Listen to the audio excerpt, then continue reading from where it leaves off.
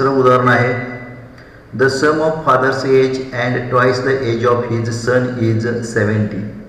The sum of father's age and twice the age of his son is 70. If we double the age of the father and add it to the age of his son, the sum is 95. Find their present age. म्हणजे यामध्ये मित्रांनो आपल्याला वडील आणि मुलगा यांच्या वयांचा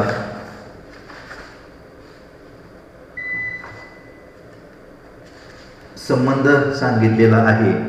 काय सांगितलेला आहे तर वडिलांच्या वयामध्ये मुलाच्या वयाची दुप्पट मिळवली. वडिलांच्या वयामध्ये ट्वाइस द एज ऑफ सन म्हणजे दुप्पट मिळवल्यास बेरीज त्यांची वयाची येते 70 आणि मुलाच्या वयामध्ये वडिलांच्या वयाची दुप्पट मिळवल्यास बेरीज येते 95. तर दोघांची वये काढा. आपल्याला इथं वडिलांचं आणि मुलाचं वय मानलं पाहिजे. Let the father's age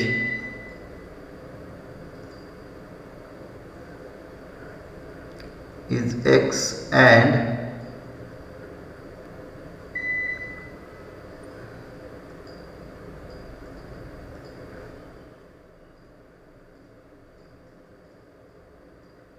let the father's age is x years and the son's age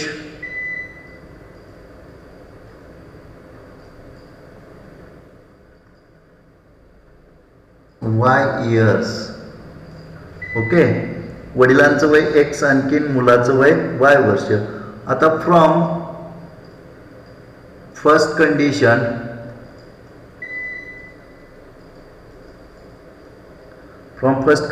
काय म्हटलेलं आहे x + 2y =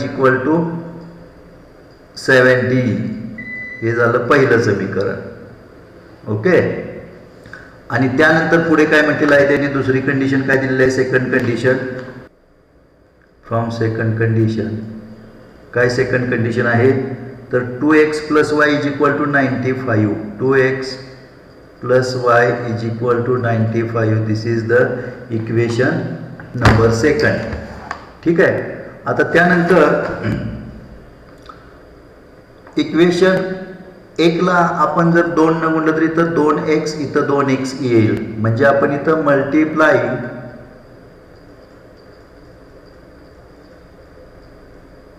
इक्वेशन 1 बाय 2 म्हणजे या इक्वेशन 1 ला 2 न गुणूया तर काय होईल 2x + 4y = 140.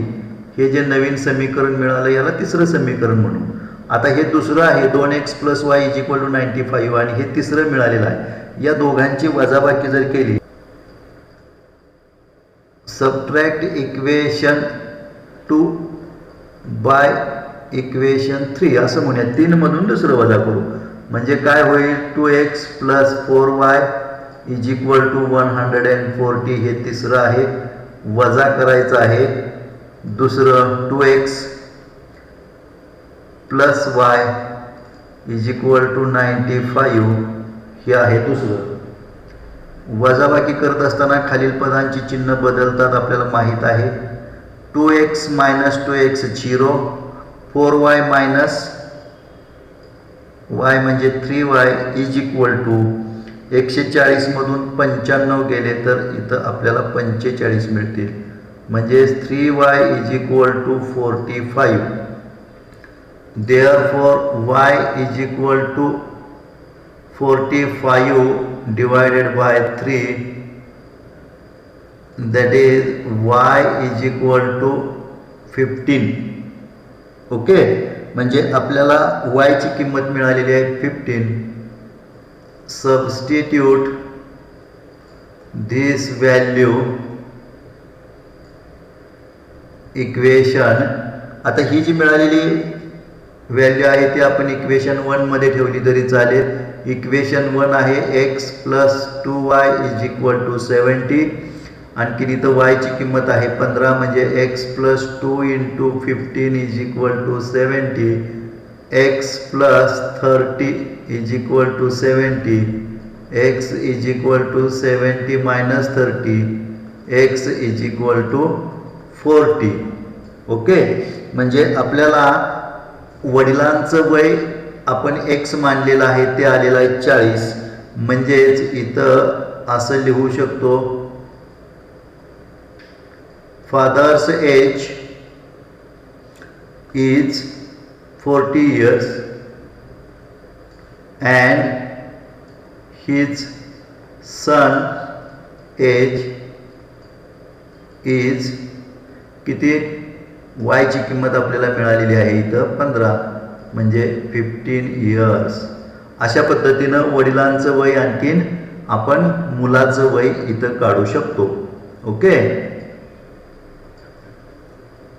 आता त्यानंतर इथं प्रश्न चौथा दिलेला आहे. The denominator of a fraction is 4 more than twice its numerator.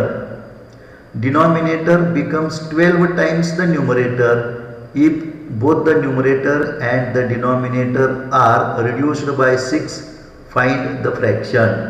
Find the fraction.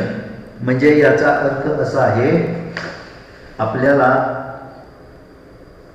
एका अपूर्णांकाचा छेद हा अंशाच्या दुपटीपेक्षा, the denominator of a fraction, येते का लक्षात, डिनॉमिनेटर म्हणजे छेद, फ्रॅक्शन म्हणजे अपूर्णांक.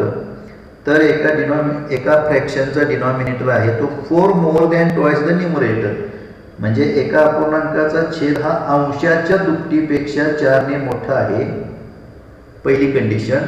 आणि दुसरी कंडिशन दिलेली आहे, जर अंश आणि छेद दोन्ही 6 ने कमी केले, both the numerator and denominator are reduced by 6, find that fraction. म्हणजे तो अपूर्णांक शोधा किंवा काढा.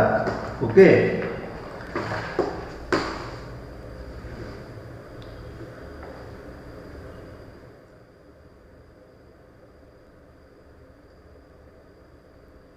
आता आपल्याला let the numerator of fraction,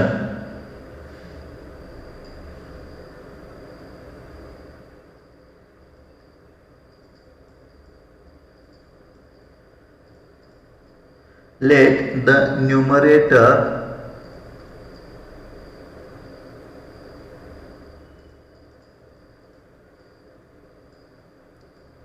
fraction be x.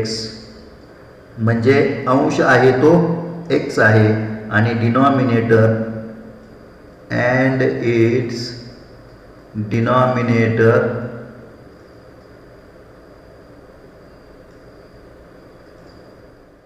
B y. म्हणजे फ्रॅक्शन एक्स आहे, न्यूमरेटर एक्स आहे आणि डिनॉमिनेटर वाय आहे त्या फ्रॅक्शनचा. From the first condition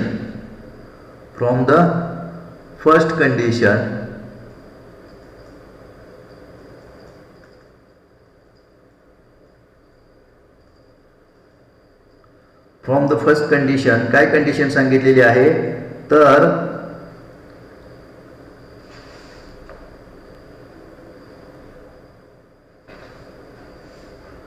y is equal to 2x plus 4.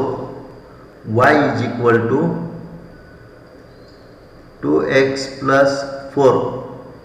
Okay, म्हणजेच आपल्याला इथं काय मिळेल, तर 2x plus 4 is equal to y.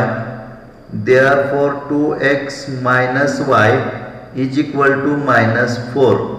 हे समीकरण व्यवस्थित करून घेतलेलं आहे. This is the equation first. If 6 is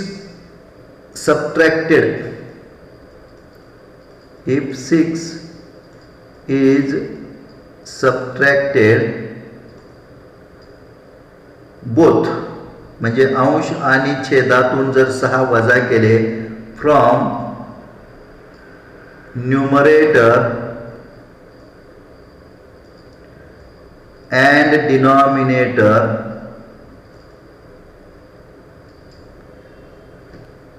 the numerator becomes, काय तयार होईल, the numerator becomes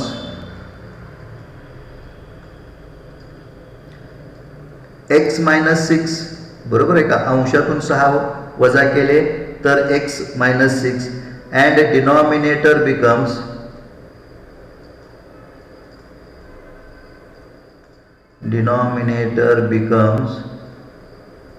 y minus 6. दोघांच्या मधून सुद्धा काय केलेलं आहे? 6 वजा केलेला आहे. And therefore from the second condition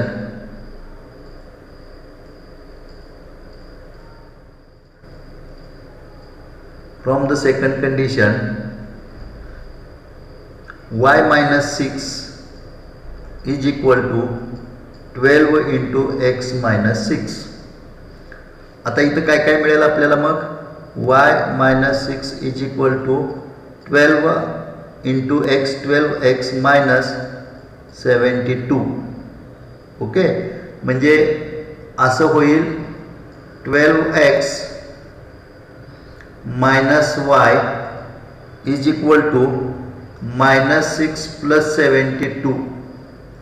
12x minus y is equal to 72 मधून 6 गेले तर 66 राहिले.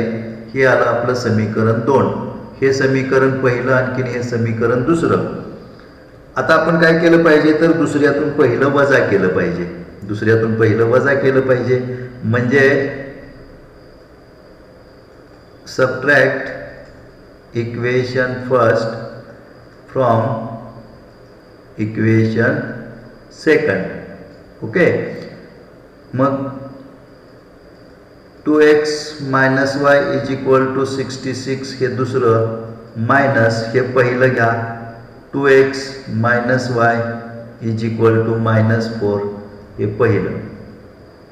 वजाबाकी करत असताना खालील पदांची चिन्ह बदलतात. 12x वजा 2x म्हणजे 10x, बरोबर. Minus y plus y 0. आणखीन इथं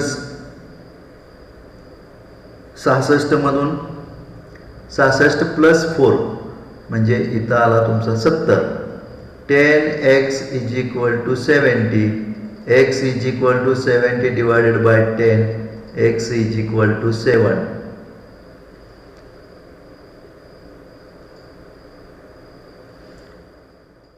x is equal to 7. Substitute this value किंवा put this value in equation